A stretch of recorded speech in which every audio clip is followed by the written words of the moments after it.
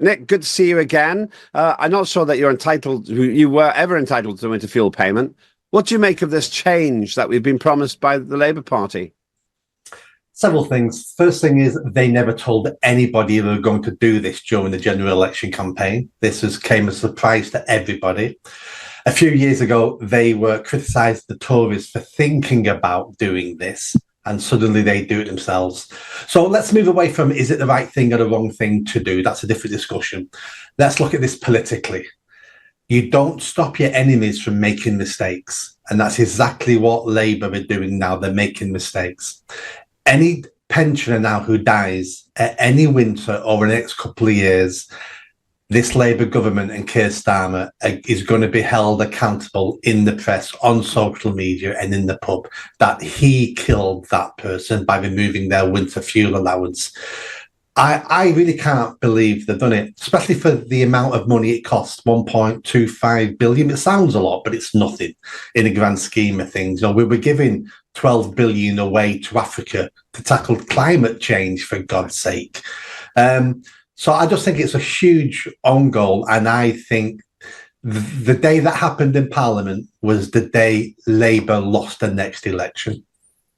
That's 2 months into the Labour administration. Let me quote to you, Nick, from the Deputy Prime Minister, Angela Rayner. These are her words.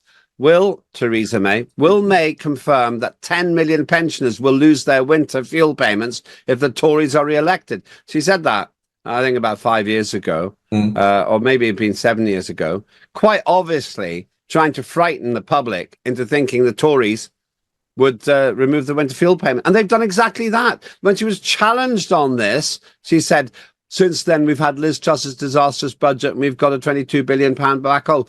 You just said it yourself, Nick. 12 billion to Africa to deal with a non-existent climate emergency. 3 billion a year to a war that can't be won by the West. That's 15 billion.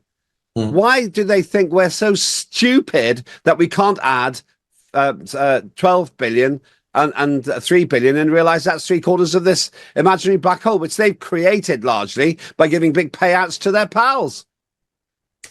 They tell us these porkies because they know through experience that most of us are stupid, that most of us have a short-term memory, that most of us will forget about this come the next election. And that's what every government and every politician does. And because we live in a democracy, we need to take some responsibility here. I'm tired of us always blaming politicians when we're the ones who elect them and we're the ones who put them into power. And then we put the same people back into power. We need to start being different, voting differently, and taking some responsibility about the state of the country and the information we're being given. Did you enjoy that video? I think you did. Come on now, hit that bell, subscribe, comment. Let's build this channel. I need more followers, I need more subscribers. Be part of the journey. See you soon.